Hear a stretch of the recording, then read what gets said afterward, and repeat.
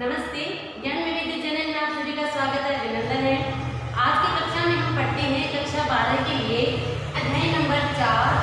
अपने जो प्रश्न पुस्तक है उसका अध्याय नंबर 4, जिसका शीर्षक है हमारी पुण्य भूमि और इसका गौरवमय अतीत। हमारी पुण्य भूमि और इसका गौरवमय अतीत, जो कि ये संकलित है। किसके भाषण से लिया गया है? स्वामी विवेकानंद जी के भाषण का अंश है और इसका संकलन है वो क्या है? एकनाथ रानडे जी है जिन्होंने इसका संकलन है वो किया है। तो ये एक संकलन है, वो संकलन करता है एकनाथ रानडे जी। तो देखिए हमारी शीर्षक को देख कर पता चलता है हमारी पुण्य भूमि। पुण्य भूमि किसके लिए? भारत भूमि के लिए कहा जा रहा है।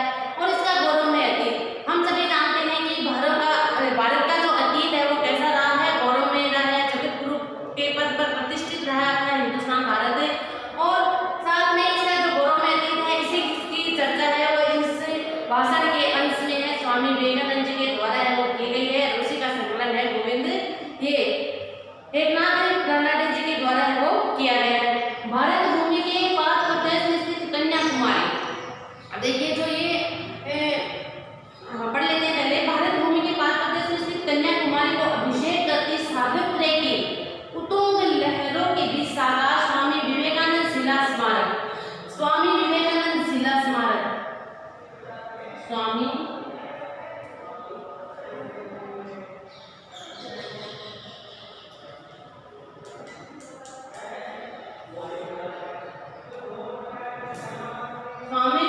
विवेकानंद शिला स्मारक, जो आप सभी जानते होंगे कहाँ है ये है अपने कन्याकुमारी के सागर के बीच में है वो स्थित है। तो अगर इसकी हम जब बात करते हैं, इससे शिला की जब बात करते हैं तो साकार स्वामी विवेकानंद शिला स्मारक की जब हम बात आती है तो ये एकनाथ रानडे जी है, इनका नाम है वो अवश्य आता है। क्यों आता है? क्योंकि इस शिला का जो इस शिला को है वो संकलन करता है, इस शिला को बनाने वाले हैं वो कौन है? गोविंद एकनाथ रानडे जी है।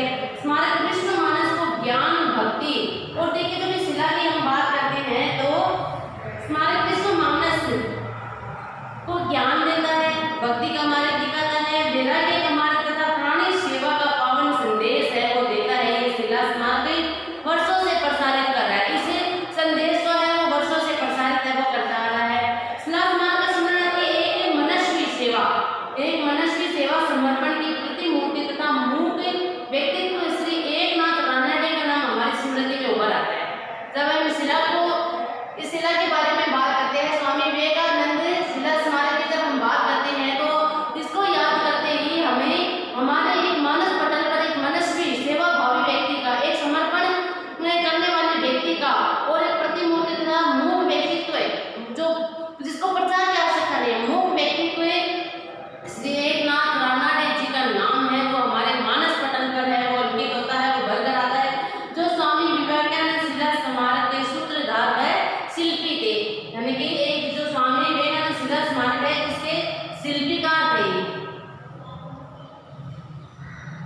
शिल्पीकार और सूत्रधार थे, उन्होंने इसे है शिल्पबद्ध किया था।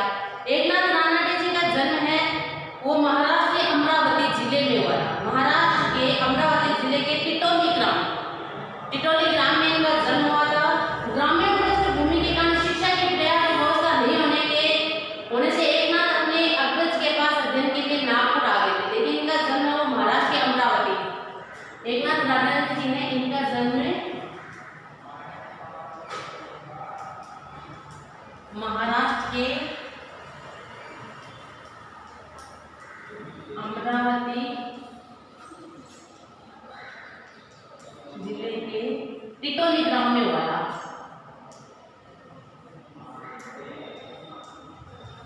टिटोली ग्राम में इनका जन्म हुआ था। देखिए वहां पर टिटोली में इनकी शिक्षा की पूर्ण व्यवस्था है वो नहीं हो पाती है अपने, तो ये पर्याप्त व्यवस्था नहीं होने के कारण, शिक्षा की पर्याप्त व्यवस्था नहीं होने के कारण ये अपने अग्रज यानी बड़े भाई के पास है कहाँ चले जाते हैं? नागपुर है वो आ जाते हैं। यहाँ से माध्यमिक परीक्षा इन्होंने उत्तीर्ण की और संगठन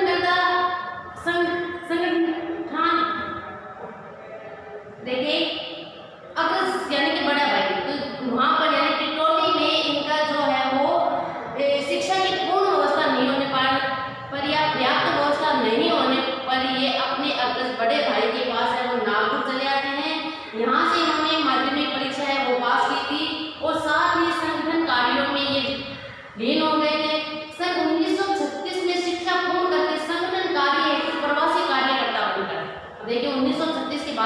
उन्होंने शिक्षा पूर्ण की अपनी।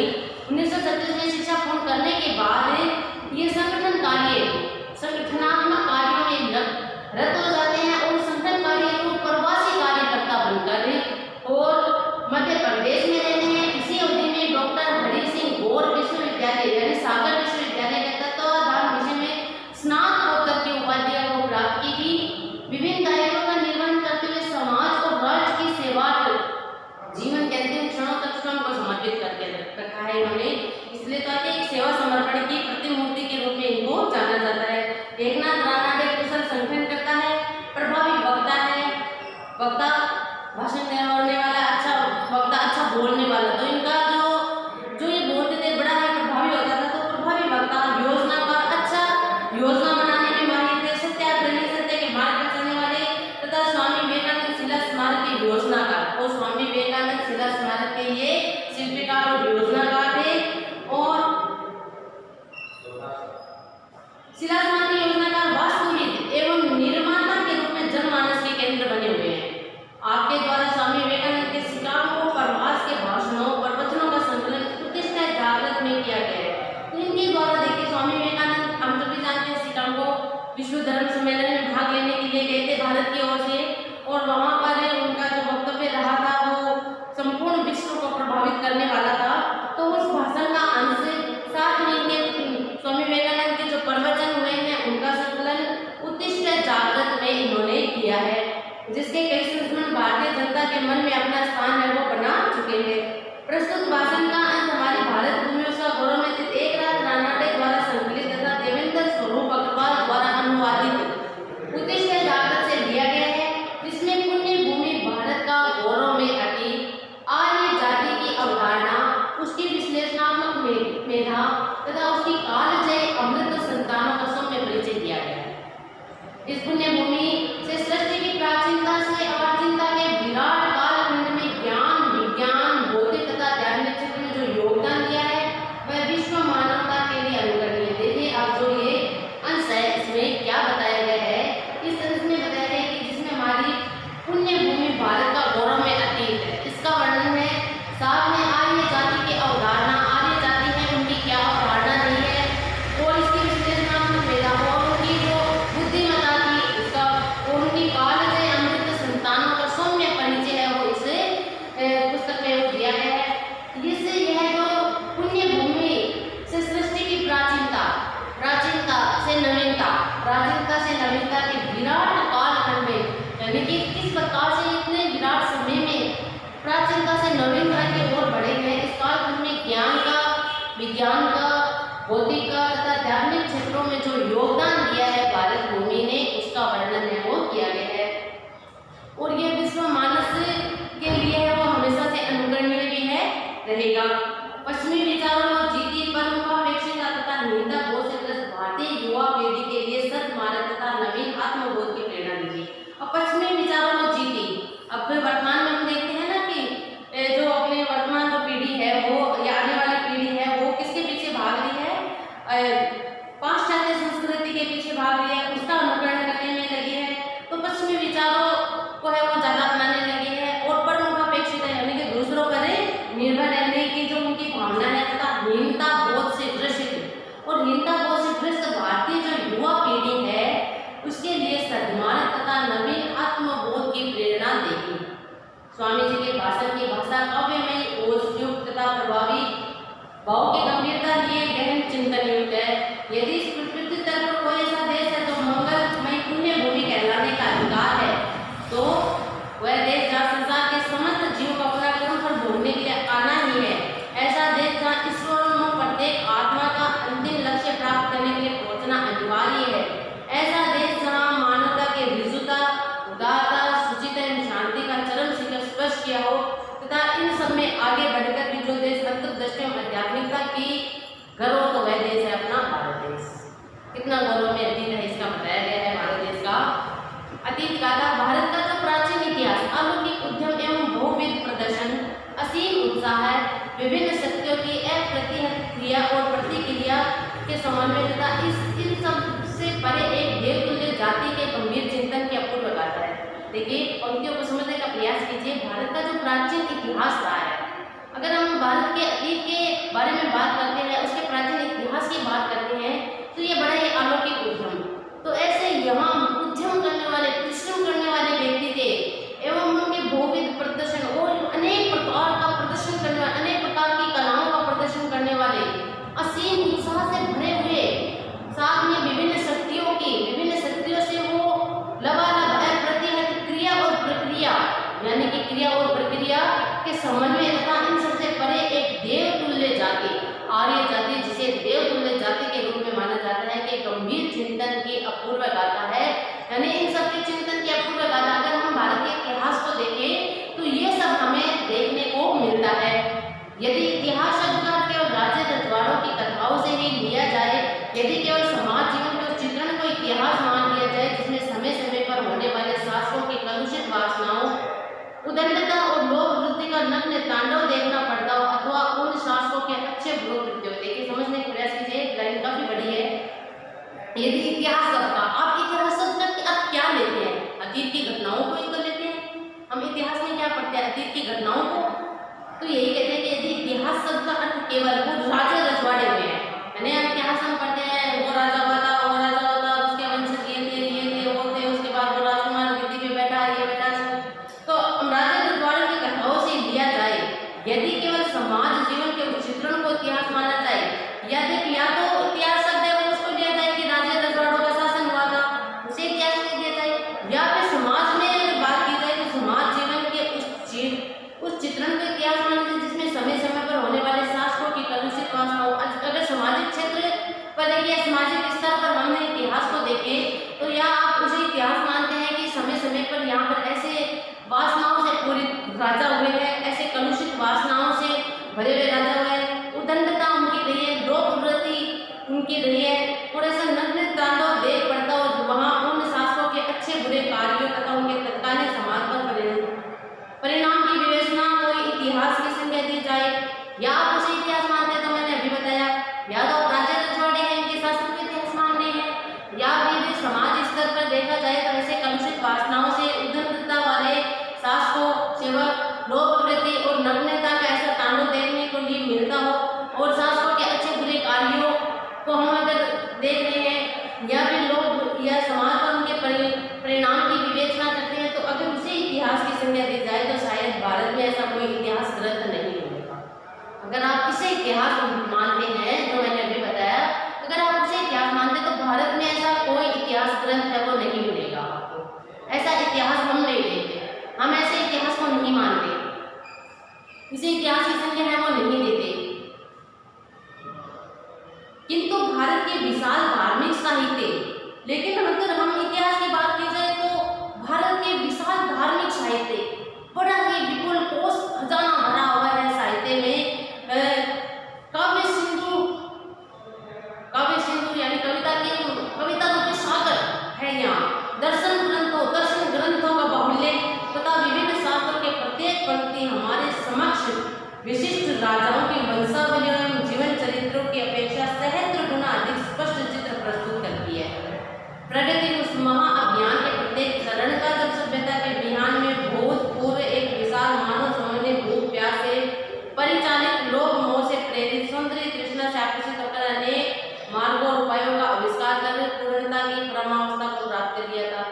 तो कहते हैं कि अगर हम देखिए इन सब चीज़ों का इतिहास मानते हैं तो ऐसा कोई ग्रंथ हमारे यहाँ भारत में नहीं मिलेगा, लेकिन हमारे भारत में है वो ऐसे विशाल धार्मिक साहित्य मिल जाएंगे आपको, ऐसा काव्य सिंधु मिल जाएगा, यानी ऐसा काव्य कोश यहाँ मिल जाएगा, दर्शन ग्रंथ मिल जाएंगे, विभिन्न शास्त्रों की प्रत्येक पंक्ति हमारे समक्ष, या विभिन्न जो शास्त्र है इनकी प्रत्येक पंक्तियाँ वो हमारे समक्ष विशिष्ट राजाओं की वंशावलियों को प्रस्तुत करती है।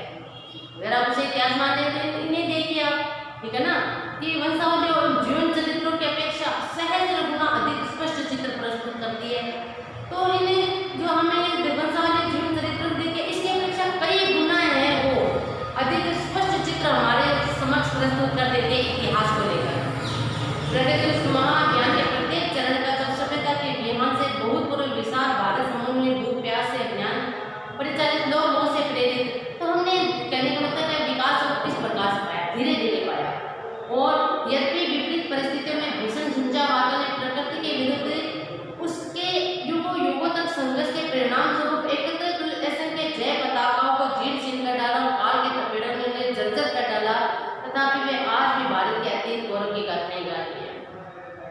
यदि ऐसा हुआ कि विपरीत परिस्थितियां तो हम सभी जानते हैं, भारत देश को हमेशा से झेलनी पड़ी है।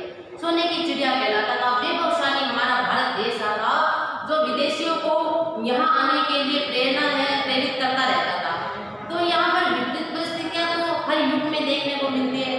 तो यदि विपरीत परिस्थितियों में भीषण झंझावात यहाँ आते रहे, भीषण झंझावातों से भी प्रकृति विरुद्ध उनके युगों का संघर्ष के परिणाम स्वरूप, और इस युगों में संघर्ष किया है भारत देश ने, उसके परिणाम स्वरूप एकत्रित असंख्य जय पताकाएं, और इसे जो ये संघर्ष हुआ और इसमें जीत कर जो जय पताकाएं फहराई गई है, विजय पताकाएं जो फहराई गई है, उन पताकाओं को जीर्ण कर डाला गया। उस समय यानी विपरीत परिस्थिति आती गई तो उन्होंने उन विजय पताकाओं को जीर्ण कर डाला, और काल के थपेड़ों ने उन्हें जर्जर कर दिया। उस समय के जो थपेड़े उन्हें जर्जर कर दिया, नष्ट कर दिया। फिर भी आज भी वे भारत के अतीत की गौरव गाथाएं हैं वो सुनाते हुए प्रतीत होती है। ऐसा था हमारा अतीत, हमारा भारत का गौरवमय अतीत है, वो ऐसा रहा है।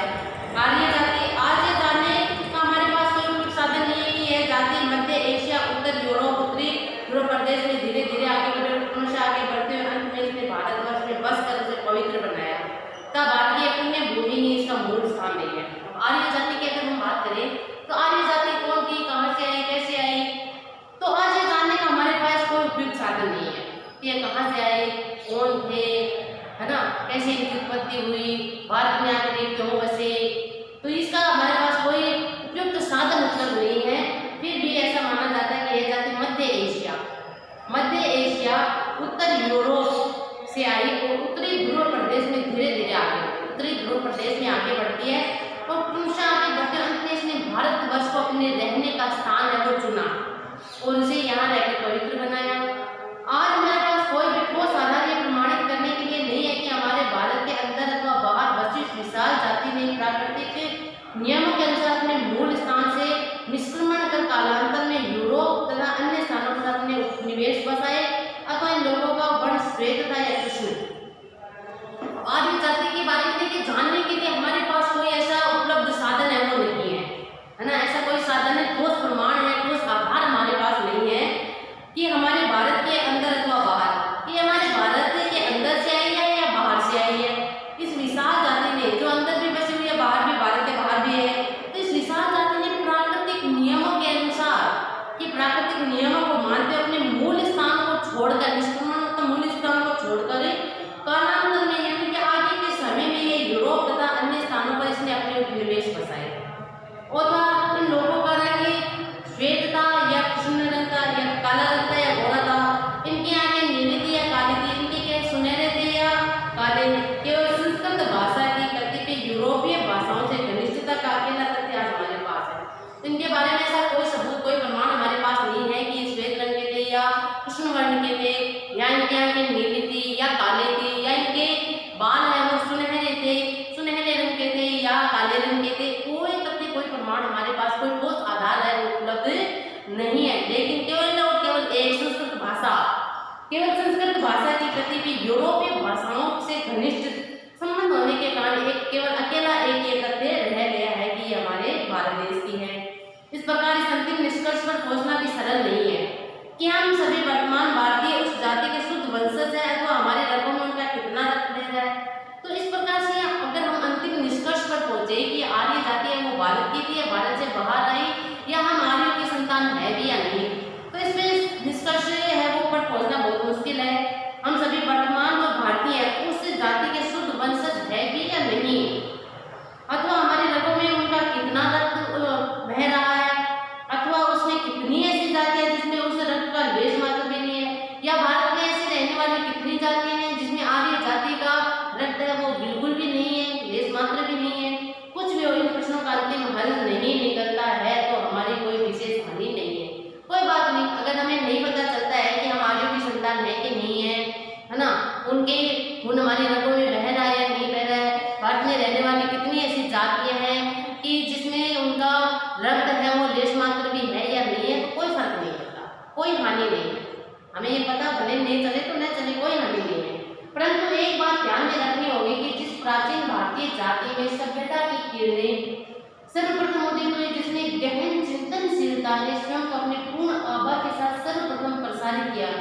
उस जाति के हजारों लाखों पुत्र उसी मेधा के अंशभूत आज भी उस समस्त भाव एवं चिंतन के उत्तराधिकारी के रूप में विद्यमान है। भले हमें पता नहीं चलता वो हमारी कोई आदमी नहीं है, लेकिन एक बात हमें तो यह तो ध्यान रखनी होगी कि जिस प्राचीन भारतीय जाति में सभ्यता की किरणें, कि जिस प्राचीन भारतीय जाति जिसने सभ्यता की किरणों को है वो जगाया, सर्वप्रथम उदित किया, जिसमें गहन चिंतनशीलता थी, जिसमें ऐसे गहन चिंतनशीलता के विचार थे, भाव भरे हुए थे, जिसने स्वयं को अपनी पूर्ण आभा के साथ और सर्वप्रथम प्रसारित किया, उस जाति के हजारों लाखों पुत्र आज हमें ना हम आर्य जाति के संतान मानते हैं, अपने आप को आर्य जाति के संतान है, उस मेधा के अंशभूत और उस जो मेधा जो बुद्धि थी उनमें उसके अंशभूत हम रहे हैं। आज भी उस समस्त भाव एवं चिंतन के उत्तराधिकारी के रूप में आज हमें इस भारत भूमि पर विद्यमान है। नदी हो, पर्वत हो, समुद्र को लांघ कर देश काल की बाधाओं को मानो नगण्य कर भारतीय चिंतन का रक्त भूमंडल पर रहने वाली अन्य जातियों के देशों में अनेक जाने अनजाने स्पष्ट अन्यवर्तनीय मार्गों से अब तक प्रभावित हुआ है और आज भी हो रहा है। समस्त विश्व को पुरातन ज्ञान राशि का भुगतान हमारी देन है, आर्य जाति की देन है कि नदी को लांघा है, पर्वतों को, समुद्र को लांघ कर देश काल की बाधाओं को नगण्य करके किनारे पर करके भारतीय चिंतन का रक्त भूमंडल पर रहने वाले अन्य जातियों की नसों में भी है वो किसने फैलाया? इस आर्य जाति ने अनेक जाने अनजाने स्पष्ट अन्यवर्तनीय मार्गों से अब तक प्रभावित हुआ है और इसी कारण से हमारा भारत देश है वो विश्व के पुरातन ज्ञान राशि का बहुत सा अंश है वो विश्व को देने में इसकी भागीदारी है, हमारे भारतवर्ष की भागीदारी है, हमारे पुण्य भूमि भारतवर्ष का ये गौरव में अतीत है, इसी की ही देन माना जाता है। अब आता है अगला टॉपिक, अतीत गाथा पे बात की हमने, आर्य जाति पर बात की, विश्लेषणात्मक मेधा यानी कि विश्लेषण करने वाली बुद्धि। तो इसके लिए हम बात करते हैं नास्ता सत जायते, निरस्तित्व में अस्तित्व का जन्म नहीं हो सकता, जिसका अस्तित्व उसका आधार निरस्तित्व नहीं हो सकता, शून्य में से कुछ संभव नहीं है। यह कार्यकारण सिद्धांत सर्व शक्तिमान और देश कालातीत है। कार्यकारण सिद्धांत क्या कहता है? कार्यकारण सिद्धांत कि नास्ता सत जायते अर्थात निरस्तित्व में से अस्तित्व का जन्म नहीं हो सकता, जिसका अस्तित्व नहीं है उसमें से क्या अस्तित्व निकलेगा, क्या जन्म होगा? जिसका अस्तित्व है उसका आधार निरस्तित्व नहीं हो सकता और जिसका अस्तित्व है जो विद्यमान है उसका निरस्तित्व आधार है वो नहीं हो सकता। शून्य में से कुछ संभव नहीं है, शून्य में से कुछ निकालना संभव नहीं है ना, शून्य तो शून्य ही है, उसमें से कुछ नहीं निकाला जा सकता। यह कार्यकारण सिद्धांत है वो सर्वशक्तिमान है और देश कालातीत है। उद्देश्य इस सिद्धांत का ज्ञान उतना ही पुराना है जितनी आर्य जाति, और ये जो सिद्धांत है वो उतना ही पुराना है जितना आर्य जाति पुरानी है। सर्वप्रथम आर्य जाति के प्राचीन ऋषि को इसका ज्ञान किया, इसके दार्शनिकों ने इसका प्रतिपादन किया और उससे भारत आधारशिला का रूप दिया जिसमें ऊपर आज भी संपूर्ण हिंदू जीवन का प्रसाद खड़ा है। प्रसाद यानी होता है महल। एक अपूर्व जिज्ञासा लेकर जाति ने अपनी यात्रा आरंभ की, किंतु शीघ्र वह एक निर्भीक विश्लेषण में परिणित हो गई। इस अपूर्व जिज्ञासा को लेकर इस जाति ने अपनी यात्रा शुरू की थी और हम देखते हैं कि शीघ्र ही वह एक निर्भीक विश्लेषक के रूप में है वो हमारे सामने है। यदि उसकी प्राथमिक कृतियों को देखकर लगता है कि मानो भावी किसी श्रेष्ठ कलाकार ने कांपते हाथों बनाई हो, तथापि शीघ्र उसने आश्चर्यजनक परिणाम दिखाए। उसकी कृतियों में अपूर्व सुगढ़ता आ गई और उसमें एक अति वैज्ञानिक शास्त्र को जन्म दिया। हालांकि हम देखते हैं कि अपने जो ये प्राचीन जो पुस्तकें रही है उसके प्रारंभिक जो कृतियां हुई है, प्रारंभिक जो रचनाएं हुई है उसमें इतना वो भाव है वो नहीं देखा जा सकता है, इतनी वो सुगढ़ नहीं है। उसमें मानो किसी श्रेष्ठ कलाकार ने अपने कांपते हाथों से उसे बनाया है, फिर भी शीघ्र ही उसने अपने आश्चर्यजनक परिणाम दिखाए हैं और एक उनकी कृतियों में अपूर्व सुगढ़ता आ जाती है, अपूर्व सुंदरता आ जाती है और एक अति वैज्ञानिक शास्त्र को जन्म दिया जाता है। इस आर्य जाति ने अपनी यज्ञ वेदी को प्रत्येक गीत को छान डाला, अपने शास्त्रों के प्रत्येक स्वर अक्षर को छाना, बीना वर्ग और जोड़ा, अपने संपूर्ण कर्म कांड को शंका स्वीकृति समाधान की मंजिलों के पार कर कई बार व्यवस्थित रूप प्रदान किया है। इस जाति ने कभी अपने देवताओं को उलट पलट कर पढ़ा तो कभी अपने उसे प्रजापति को पलट कर देखा, यानी विश्लेषण किया। ऐसा नहीं है कि बिना विश्लेषण के ये ठोस प्रमाण प्रस्तुत नहीं हो जाती है, ठीक है ना।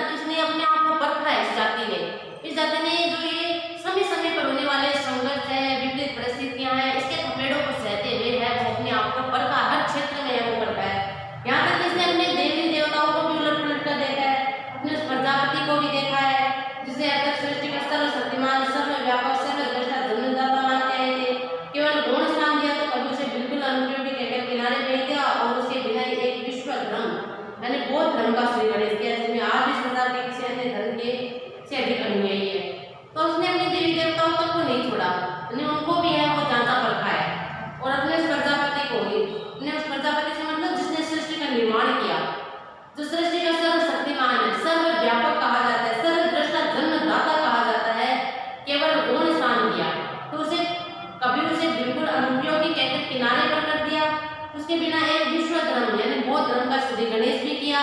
और जो आज संसार में हम देखते हैं कि किसी अन्य धर्म से अधिक अनुयायी है, वो किस धर्म के हैं? बौद्ध धर्म के हैं।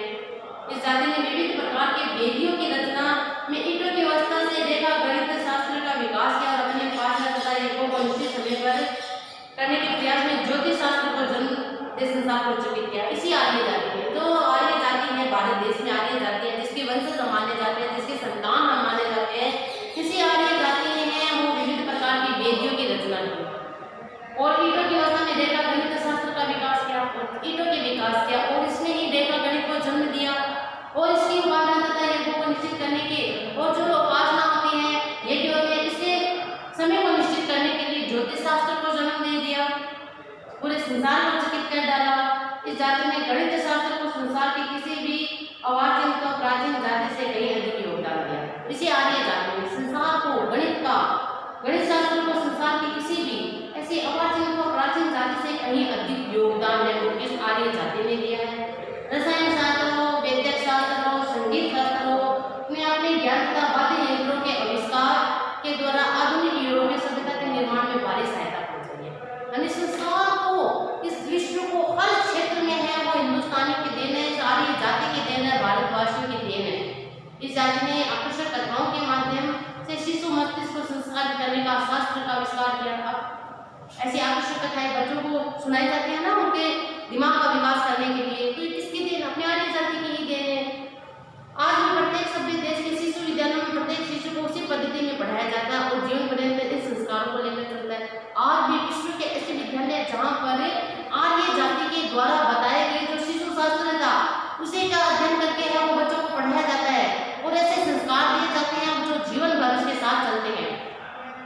इसी विश्लेषणात्मक जिज्ञासा के आगे और पीछे उसके चारों एक मखमली आवरण के रूप में विद्यमान उस जाति की अन्य महान बौद्धिक विशेषता यह है वह उसकी कवित्व में अंतर्दृष्टि और इसके साथ साथ इसकी कवित्व में अंतर्दृष्टि यानी काव्य रचना के रूप में अंतर्दृष्टि उसे मिली है।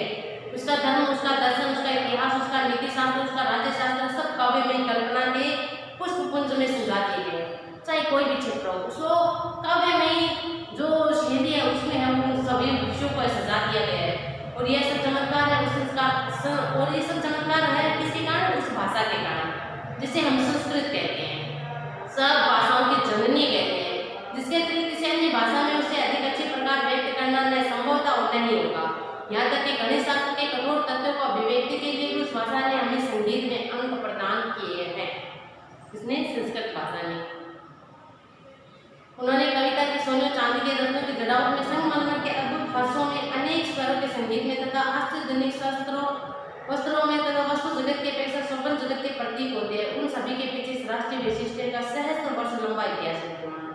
यानी सहस्त्र लंबा इतिहास जो है इसने उन्होंने कविता की सोने और चांदी में रत्नों की जड़ावट में संगमरमर में अद्भुत फर्शों में अनेक स्वर में संगीत में आश्चर्यजनक वस्त्रों में वस्तु जगत के अपेक्षा स्वप्न जगत के जो प्रतीक होते हैं उन सभी के पीछे इस राष्ट्रीय विशिष्ट का सहस्त्र वर्षों की यात्रा रही है।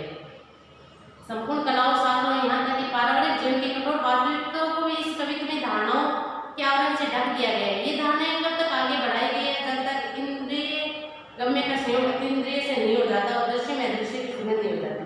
यानी कि संपूर्ण कलाओं को, संपूर्ण शास्त्रों को, पारिवारिक जीवन की कठोर जो वास्तविकताएं होती है इनको कवितामय धारणाओं के आवरण से ढक दिया। इन सबको यानी कि कोई भी ऐसा क्षेत्र नहीं बताया जिसमें है वो काव्यमय रचना है वो नहीं की गई हो इस आर्य जाति के द्वारा। इस जाति ने प्राचीनतम झांकियों में से हमें उस विशिष्ट के संपन्न उसके प्रयोग में कुशल पाती है।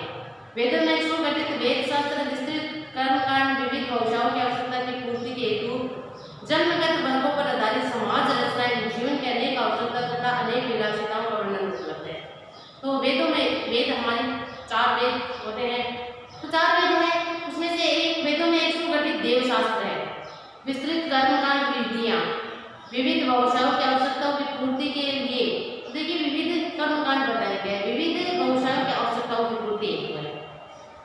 जगतगत वर्गों पर आधारित समाज रचना एवं जीवन की अनेक आवश्यकताओं तथा अनेक विलासिताओं का वर्णन है वो इसमें मिलता है।